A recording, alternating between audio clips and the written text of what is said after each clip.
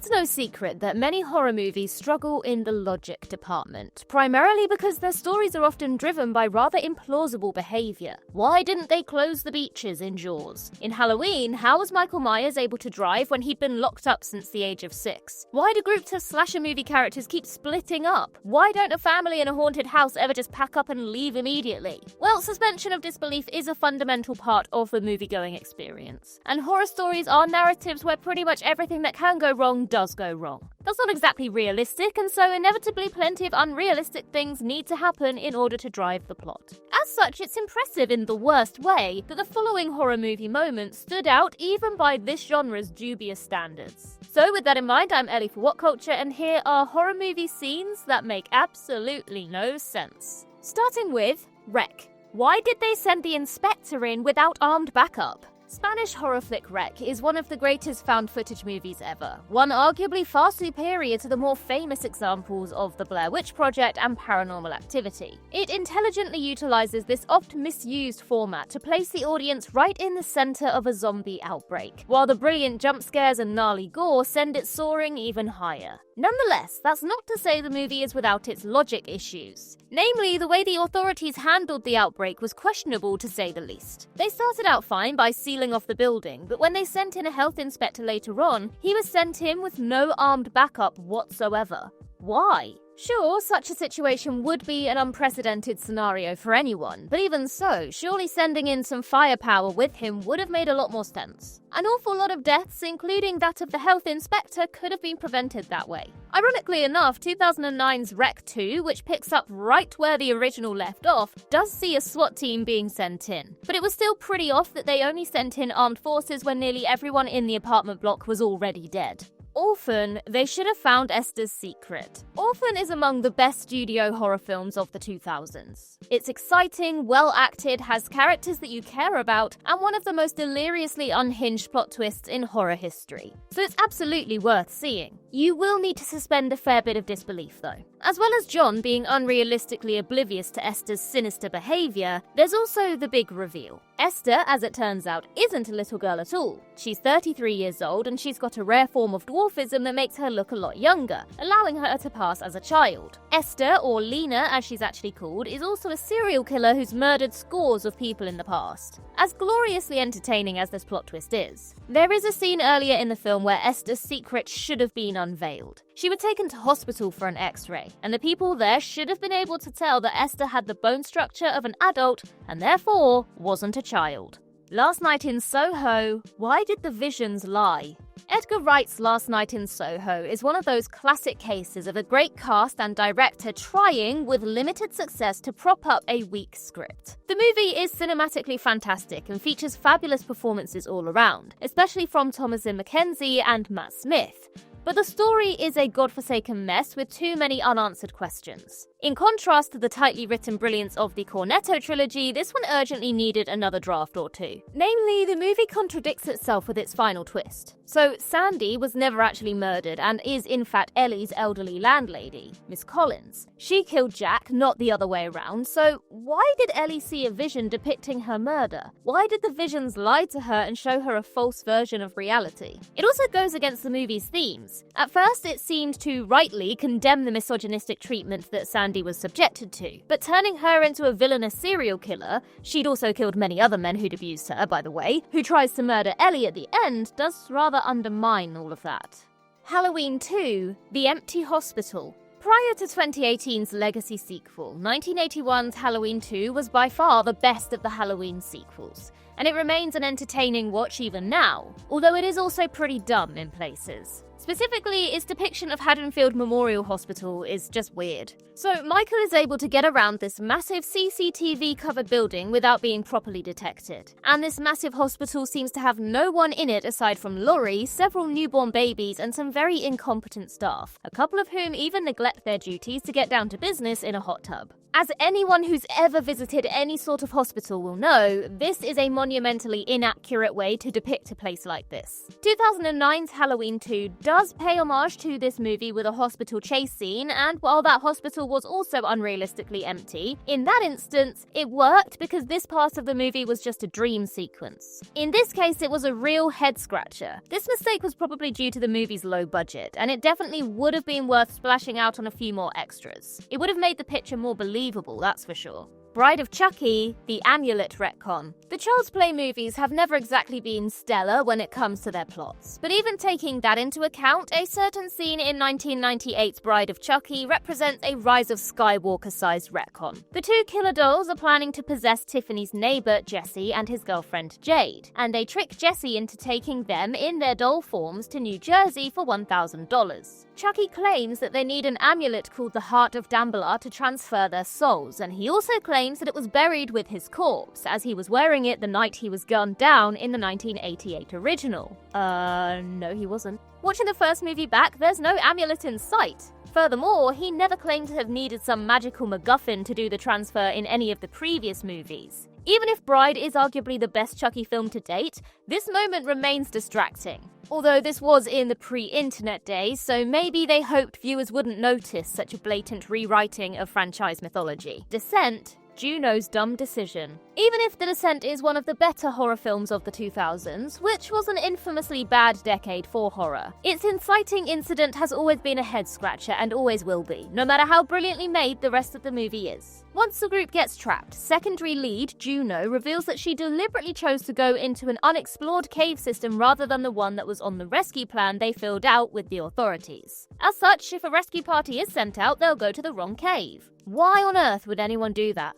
Even if idiotic characters aren't exactly alien to the horror genre, Juno actually comes off as fairly level-headed and competent throughout both this film and its 2009 sequel, in which it turns out that she's impressively survived on her own in the tunnels for several days after her apparent death. If she'd been established as a more reckless character, this thoughtless decision might have felt more earned, but Juno was never depicted as such, and it remains a terrible bit of writing. The Wolf Creek films, mixed teleportation powers. The Wolf Creek movies have plenty going for them, but they might just leave a bit of a nasty taste behind. Not only are they cruel movies in general, but a lot of their cruelty doesn't feel earned, as the movies don't actually make all that much sense. More specifically, while Mick Taylor is a fearsome villain played brilliantly by John Jarratt, he's so overpowered that he does lack credibility to an extent. Somehow, Mick always finds his victims when they escape into the outback. Even when they go to fairly random places, he always shows up with his rifle. Most notably, Wolf Creek 2's lead, Paul, treks across the outback for hours and eventually passes out. An elderly couple finds him and takes him in, only for Mick to show up shortly afterwards.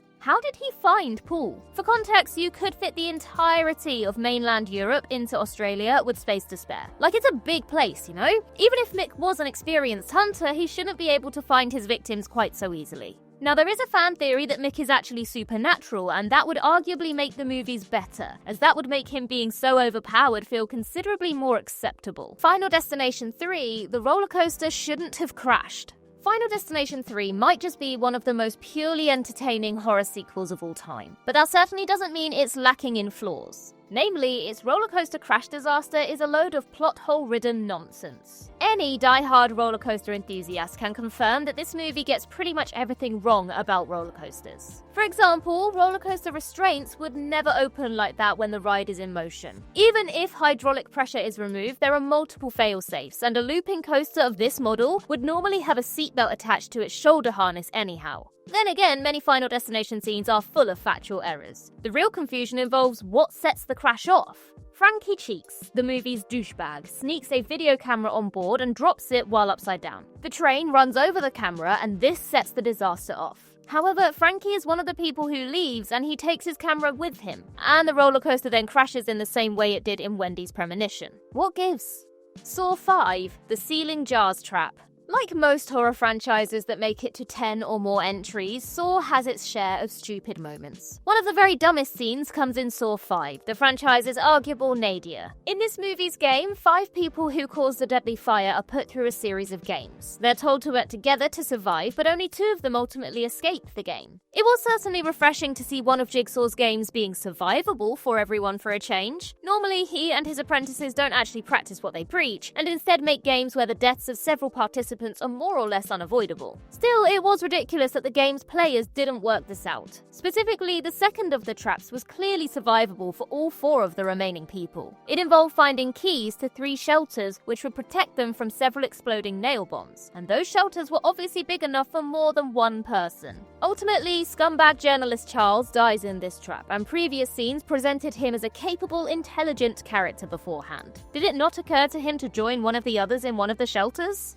The Green Inferno, The Weed. Eli Roth's cannibal horror flick is a wildly mixed bag, but at the very least, The Green Inferno is mostly devoid of logic issues. Mostly. There is one silly moment that'll take you right out of the movie. When one of the captives, Amy, takes her own life, fellow captive Lars stuffs his marijuana down her throat, hoping that the tribe will get high when they eat her, high enough for them to escape. Somehow, this plan kind of works, as 2 of the others do temporarily escape. It really shouldn't have worked. Even though this was said to be particularly strong weed, it wouldn't have been powerful enough to inebriate the entire tribe, which for context consists of at least 100 people. A guardsman is seen falling over from the effects, even though he hadn't eaten any of Amy's body. If the movie had gone for a more schlocky B-movie tone, then this could have been accepted more easily. But in what was ultimately a straight-faced work that generally avoided comedy, it really did feel like something out of a different, much goofier movie.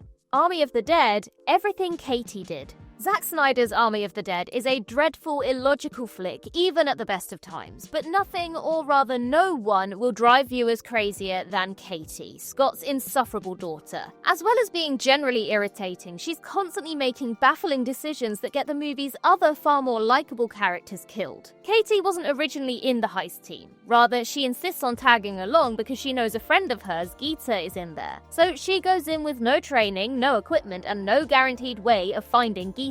Eventually, Katie makes the inexplicable choice to sneak off on her own, and though she does miraculously find Geeta, the other characters have to delay their escape to find her, and as a result, all of the remaining heroes, even Geeta herself, die, except for Katie, the one responsible. Boo! Katie's choices were not only inexplicable, they were also jaw-droppingly selfish, and this makes her easily one of the most detestable, insufferable characters in any recent horror movie. Not even woman of the moment Ella Purnell, a normally delightful performer, can make her likable, and that really says it all. Halloween 5, The Revenge of Michael Myers, The Hermit. This might just be the single biggest head-scratcher in the entire Halloween series, and that's really saying something, as alongside the aforementioned empty hospital in 1981's Halloween 2, there are a lot of silly moments in those sequels. No wonder John Carpenter and David Gordon Green decided to ignore all of them when making the Blumhouse trilogy. As this movie's opening shows, Michael did manage to escape from the mine shaft he was sent in at the end of Halloween 4, and he was then swept away by a river. He comes across a hermit and attacks him before collapsing. We jump ahead a year where Michael has been kept in the hermit's hut for the past year. What? Why did the hermit take in this scary, blood-covered masked man who attacked him? How did he provide proper medical care for a comatose patient in a hut with no proper equipment? How did he feed Michael? How did he take care of things when Michael needed to, go to the toilet and things? So many questions, and not a single answer is given. Alien Covenant, the never-ending bad decisions. Alien Covenant ends on a massive downer, with David in control of a ship of thousands of sleeping colonists and most of the crew dead. And at the risk of sounding mean, it's hard to feel sorry for them. They brought it on themselves. This crew of supposedly capable scientists went onto an unfamiliar alien planet with no helmets or proper protection and proceeded to mess about with the wildlife. Another one's shooting aim was so bad she blew up an entire ship with herself inside it when a xenomorph attacked her, and the captain leaned into a hatching alien egg at David's instructions even though he now knew that David was a killer. Having said all of this, nothing compares to the ending, where David successfully fools the remaining crew members into letting him onto their ship. They had an android who was identical to David, so did it not occur to them that David might disguise himself this way? They should have done some sort of check. If such incompetent people really were left in charge of a ship of colonists, everyone would be doomed.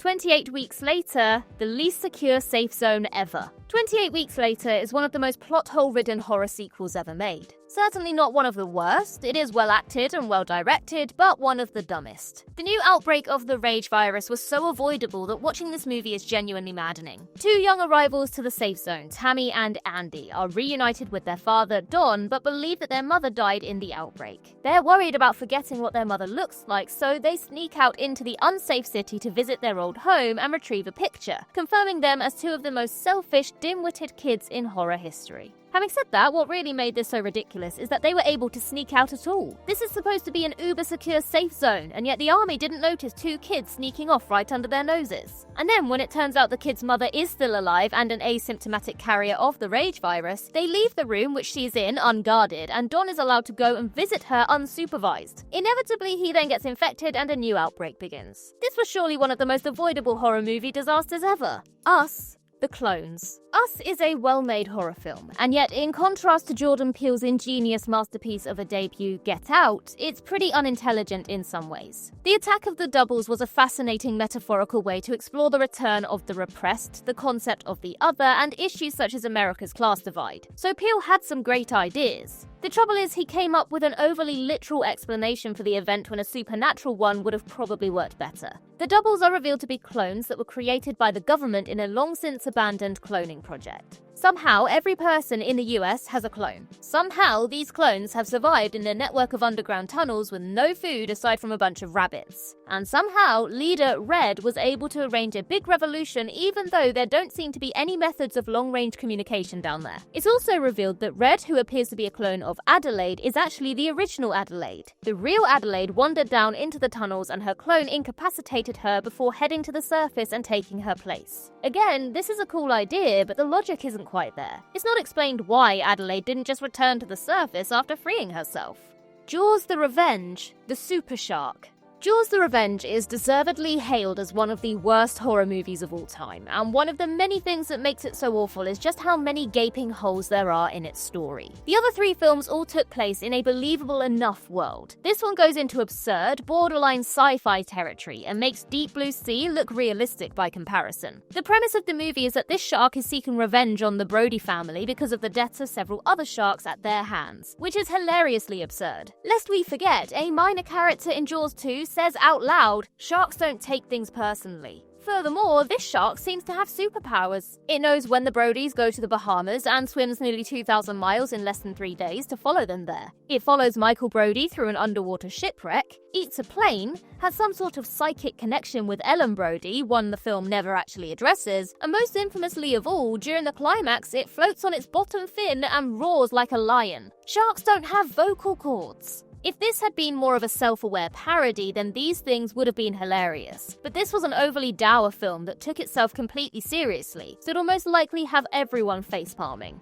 The Village, one of the worst movie plot twists ever. M. Night Shyamalan is famous for his plot twists, and with this one, he completely lost the plot. The Village's big twist is absolutely crazy, but not in a good way. It turns out that it's actually set in the present day, with the village having been founded as a way to escape from the miseries of the modern world. The monsters are just the elders trying to keep everyone within the borders. This was a fascinating idea, which is why it's too bad that in the finished film it ended up being such a complete load of rubbish. There is no way that the sounds of the modern world wouldn't have reached the village, as they weren't even that far from a road, and there's no way a plane didn't pass overhead or that someone wouldn't have gone inside. Fine, there are some vague explanations that the village founder paid a lot of money to create a wildlife nature reserve and keep it as a no-fly zone, but this scenario is impossible. No-fly zones don't work in this way, and wildlife reserves are taxpayer-funded, as opposed to being privately bought. There's also the way in which a ranger sees Iris emerging from the reserve and doesn't even report this or ask any questions. Essentially, this is a twist so nonsensical, it's actually hilarious.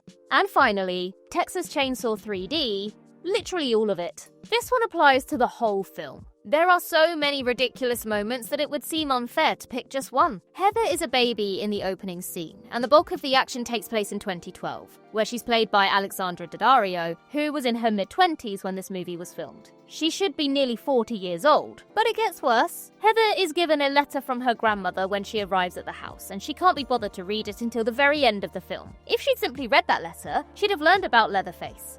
several characters die in the most avoidable ways. The movie paints the police department as villains for killing Leatherface's family when they were a bunch of serial killers. And finally, there's the ending. The now cartoonishly evil police department leaves Heather, who's actually Leatherface's cousin, tied up to lure Leatherface, whom she then teams up with even though he's murdered her friends and tried to kill her many times. At the end, Heather even tosses him the chainsaw and yells, "Do your thing, cuz." Poor Alexandra Daddario looked pained when delivering that line, and who can blame her? This is a strong contender for the most nonsensical horror movie of all time.